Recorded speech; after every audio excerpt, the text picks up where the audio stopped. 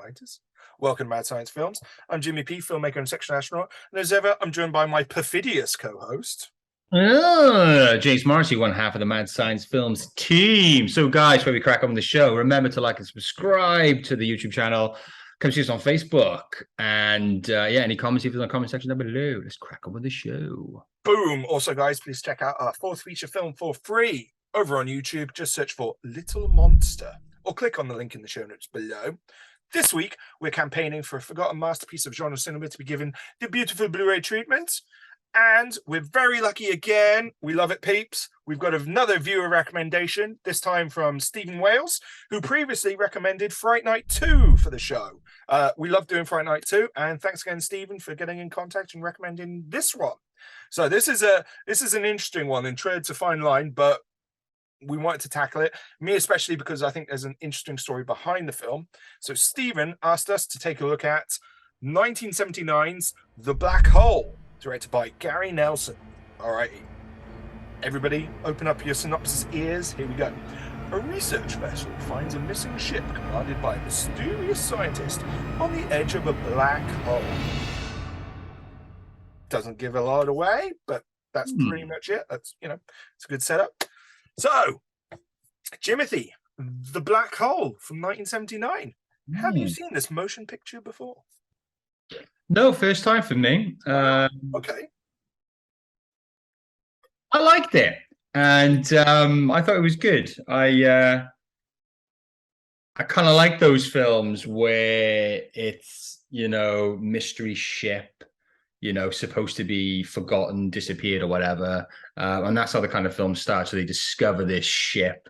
And then it's that exploration, what's on the ship, who's on the ship. And then they discover this crazy, almost like Bond villain doctor, mad scientist who's investigating this black hole that's nearby. And he really presents it as this almost like utopia, he's kind of there living his dream. He's going to do this mad, crazy thing by going for the black hole and experience that and all the rest of it.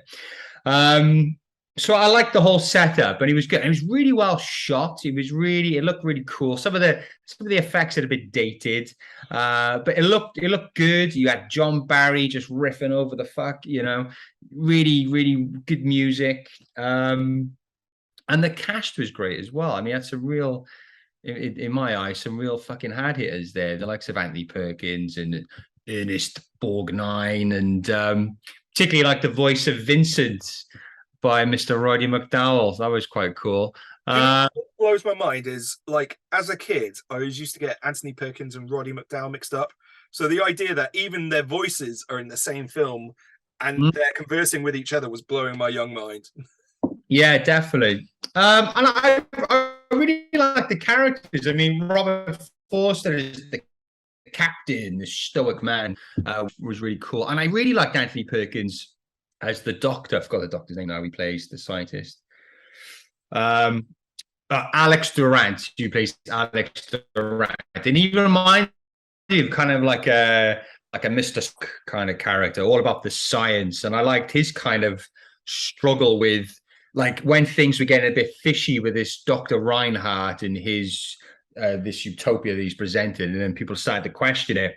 I like Anthony Perkins' kind of like critical thinking scenes where he's like, oh, let's calm it down, let's think about it. And he's almost lulled into this scientific utopia presented by Reinhardt, because he himself is fascinated by the science of the black hole. And I liked how he kind of, presented that character. So yeah, some really good characters in this film. And I could see the Disney aspect creeping in with the robots. There was some very kind of comical moments, like with the eyes on Vincent, this kind of floating R2-D2 kind of robot, and that you know what it reminded me of? It reminded me of Dusty Bin. Do you remember that? So I could see that Disney element kind of put into it as well. So yeah, the ending was a bit naff, not the best ending. I think visually it looked cool, but I didn't really get anything from it. I wasn't sure what the fuck was going on, so the ending was a bit of a letdown for me. But I can see it as like a cool Sunday film. You can maybe put on with the kids there and kind of, introduce them into like kind of darker sci-fi, I guess. But yeah, overall, I thought it was good. I thought it was good. So good actors in it, some good characters, a decent storyline, visually looked good. John Barry doing his thing, sounded great. So yeah. Yeah, I think probably, as you were saying, like watching it on a Sunday afternoon. I think as a kid, that's how I saw it. I'm fairly sure it would have been like an ITV Saturday afternoon, Sunday afternoon thing just to put on when the wrestling wasn't on, you know? So I remember watching it as a kid and I remember not really digging it. And I think the problem for me was, this came out in answer to Star Wars. Star Wars came out in 77 and every movie studio was not expecting Star Wars to be a big hit. And every movie studio was looking around going, holy shit, this is making amazing money. Where's our Star Wars? And so I did a little bit of digging. This was, 1979 this was released, so a couple of years later. It was in a weird period in like Disney's history. So at the time, the guy in charge of making the like Disney's movies was Ron Miller, who was like Walt Disney's son-in-law. Walt Disney had like passed away about like 10, 12 years earlier or whatever. And Ron kind of looked around and realized that Disney financially was in trouble, especially with the movies. And he was like, the reason why is we've just got this very small demographic, kids. This is, kids and their parents, right? All the other movie studios, Warner Brothers, Paramount, all of this, they can get the whole age range. And so Ron's thing was, right, let's move away just from kids to try do more family things and stuff with a bit of a darker edge. And this is why you end up with films like The Black Hole. Same kind of period then was also Watcher in the Woods, which was this weird like horror movie with I think Bette Davis. Weird fact, I'm in the remake of Watcher in the Woods. There you go. I'll just leave it at that. A Ray Bradbury adaptation called Something Wicked This Way Comes, which again is this like folk horror carnival kind of thing as well. So it was a weird period in Disney and they were just trying anything. So they had this script already like that was being developed like long before Star Wars, and they kind of shelved it. And then Star Wars came out and they were like, what have we got? So they dusted off this script, they gave it a polish, and they wanted to do their own Star Wars. And for me, they kind of learned all the wrong lessons of Star Wars. There's a lot to like about this film, but tonally, as you kind of said, it's very weird. It's got these very slow 2001-esque pretensions. It's a very slow movie. It's got a cast that just reminds me, and maybe it's Ernest Borgnine, it just reminds me of like disaster movies of the 70s, your Earthquakes, your Towering Infernos, all this kind of stuff. And Ernest Borgnine in there with Anthony Perkins and Robert Foster, that just cements it for me. And a lot of the posters, have all of their faces along the bottom to show this is our cast. And it's exactly the kind of stuff you'd see on Towering Inferno and, other ones like that. So, yeah. And then, as you say, there's this really weird infantile humor, mostly with the robots, in this extended like 7-minute like shootout scene, and you're like, all right, that just feels weird, really weird. It's like, okay, what are we doing? And then they're trying to do Star Wars as the space opera romp, and they kind of forget to do that. I wouldn't say any part of it's particularly exciting. Like at the end, they try to do a shootout with Robert Foster and some of the robot guards or whatever. And it's not shot very excitingly. And the score, although I agree with you, I love John Barry, especially the main theme. The way the score is used in the shootout scene, it's just like, it doesn't fit. It does, like, I don't know whether they just recycled a bit of music and laid it on top and went, that'll do. But it does not help with the excitement of the score. I agree with you. It's got an amazing cast, but you know what? With the exception of Maximilian Schell, and I'll give you Anthony Perkins. I didn't consider that. Maximilian Schell, I love, and you're absolutely spot on. Like a Bond villain, he's just chewing that scenery. For me, I get excited when he's on screen, but I love Robert Foster, right? I love Ernest Borgnine, but I got no idea about their backstory. They didn't feel like characters that I lived in. The number one guy, it's Timothy Bottoms, I want to say, the actor. The other guy, like, he was just like a charisma-free zone. The actress was pretty dull. I guess that's why I was drawn to Perkins and Shell, because they seem to add a bit more depth to their characters. Yeah, Perkins definitely. He had like a character journey, which is great. Yeah, which is Everybody really else cool. was pretty much just there to do stuff, apart from Yeah. Maximilian Schell, who was, again, he didn't really have a journey, but there were loads of really creepy, weird bits that I loved that he added in. Like, he was, there's a bit where he whispers to the girl, and he's like, "Help, he's in," Maximilian, the robot, is in control. And it was like, whoa, where's that come from? And you don't know if he's just mental now, or if that is the case, or paranoia.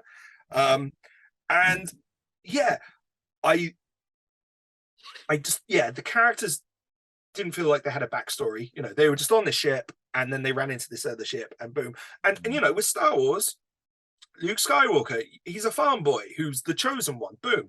Han Solo, he's a smuggler, he's no good. Princess Leia, she is, far too young to be this diplomat, but she's doing what she can. She's plucky. These characters just didn't have those traits, and so it was a bit Well, that kind of extends to the set design as well. The sets were beautiful, really. Right? Amazing. Like, especially when you get onto I forget the name of the ship, but once you get onto Maximilian Schell's spaceship, stunning to look at, but it didn't feel lived in. It felt very clean, very Disney-esque, like, this is a ride you could get at Disney World.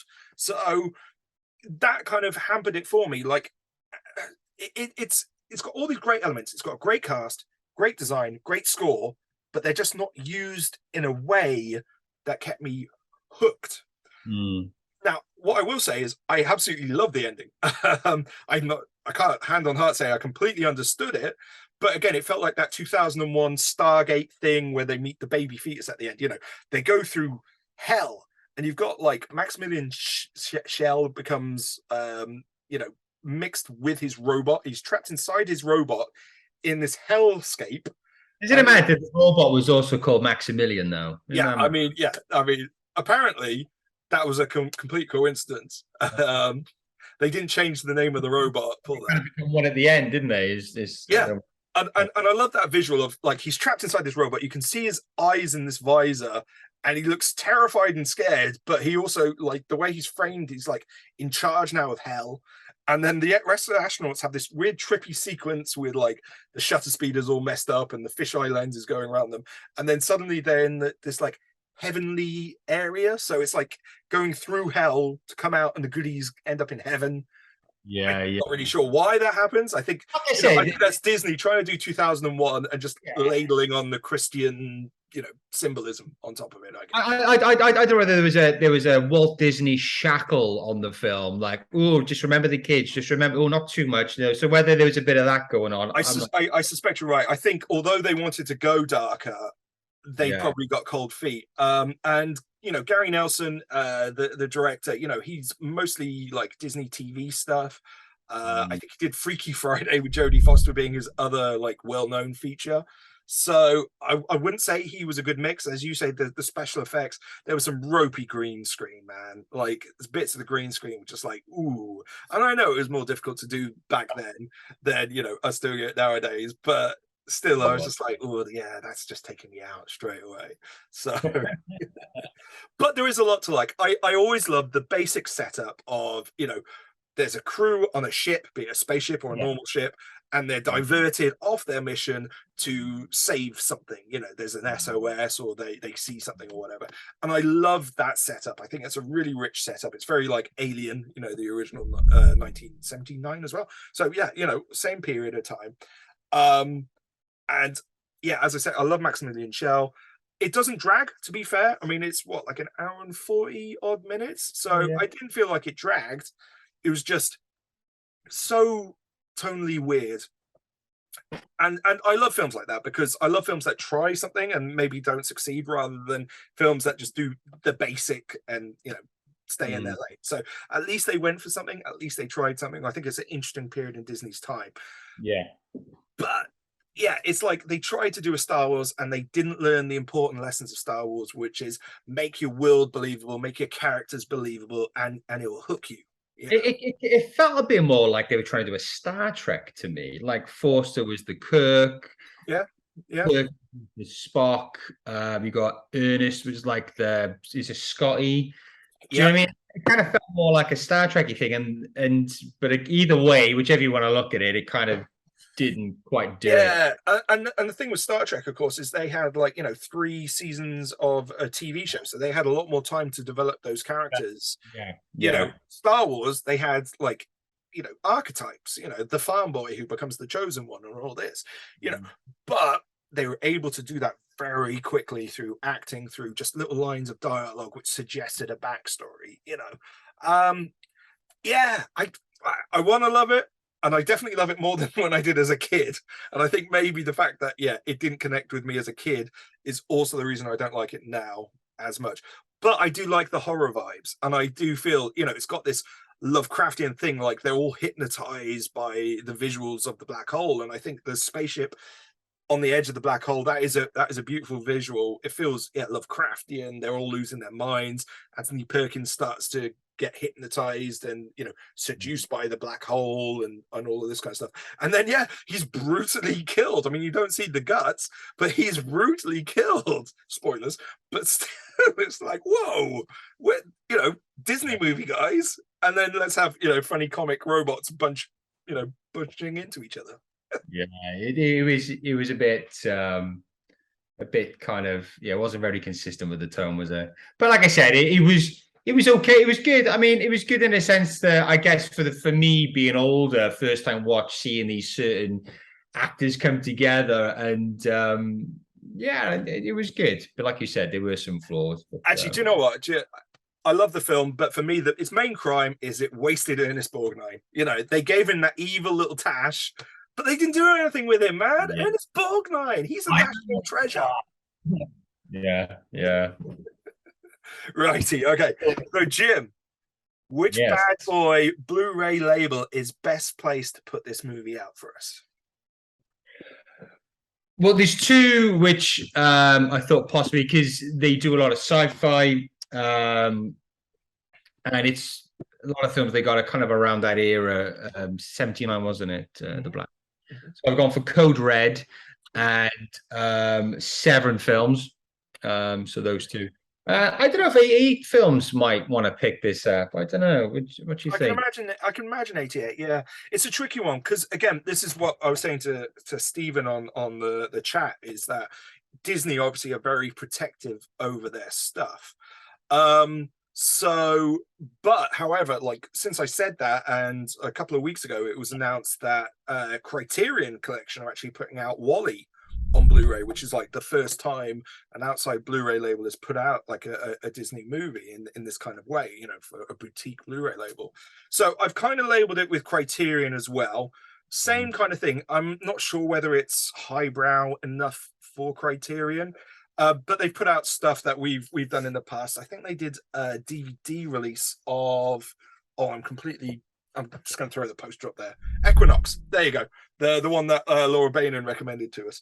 So they put out Equinox. So I can imagine them touching that kind of time period, that kind of thing. And again, like I kind of said, man, the making of the film is almost more interesting than the film itself, the history behind it. No, Condorman. It's a similar time period, isn't it? Condorman, again, I think was inspired by the making of Superman. They were looking for, right, what's our superhero thing? So they did that. And I think this is their attempt at Star Wars. The other one, then, I would say, and I'm fairly sure, again, I had this recommendation for Condorman, was Shout Factory. Again, similar time period, American stuff that would be played constantly on TV, would have nostalgic kind of viewership. So I think Criterion, if they were going to continue with the Disney stuff, or Shout Factory because of the time period and all that kind of stuff. Righty then, Jim, you've watched The Black Hole. You've still got a hole in your heart for another film. What are you going to plug that hole with? Well, I've gone for a film I think it's a bit earlier than the Black Hole, and it's again utopia turned into a nightmare. But I think they do it better in this film, starring Michael York, Logan's Run. Very good film. Also, if you want a darker sci-fi, fucking crazy horror, all to do with black holes and abandoned ships, then check out Event Horizon. Yeah, that was mine. Snap again. There we I'm go. fairly sure Event Horizon is either the prequel or the sequel. I think it might be the sequel. It's the unofficial sequel to Black Hole. So yeah. I was going to chuck in Pandorum as well, which is a really good film. It's more to do with, so they're already on the ship, they're in like a deep sleep, and then when they come up, the ship is changed, something's happening, and there's mutants and all sorts. So a really cool sci-fi horror there as well. Good call. And not enough people have seen Pandorum. So yeah, absolutely. Anytime anybody recommends that, all the love for that film. Good choice, man. Good choice. There you go. I've gone with Star Trek the Motion Picture, so also released in 1979. Obviously, we were talking a bit about the Star Wars, the Star Trek connection previously. Also, I don't know whether you caught this on your version, but on the Disney Plus version, it's got like the opening like 3 minutes black screen and the overture, which is exactly the same as they had on Star Trek the Motion Picture. So something was in the air in 1979 to make these epic grand movies with opening overtures. And the costumes of the motion picture and all of the Star Trek the Motion Picture make it feel very similar. I think, to be honest, Star Trek the Motion Picture, the special effects are a little bit better than Disney, which is a shame. That was the other thing, actually, I didn't touch on, but Disney did all of their special effects in-house. So they tried to get the Star Wars people, and the Star Wars people gave them a quote, and they were like, nope, we're not paying for that. We'll just do it in-house. And I think that might have been a mistake, guys, but there we go. Anyway, I love the visuals of the black hole, but the green screen work, and you can see the wires. Really fast, though. Do you think it's going quite fast for a black hole? Not like I'm an expert. It's going to be. It's not a fucking washing machine in space. I'm not a Stephen Hawking man, so I ain't got a clue. It could be legit for all I know. Okay, another weird and again similar time period, and I can't remember which studio put this out, but I'm fairly sure again it was a movie studio saw Star Wars and needed to release their own and completely got it wrong again. Saturn 3. You ever seen Saturn 3? So Kirk Douglas, Farrah Fawcett, and a dubbed Harvey Keitel in space in this weird love triangle where they're trying to kill each other. And then there's this 8-foot robot called Hector, which doesn't have a head, but has like eye type things on stalks.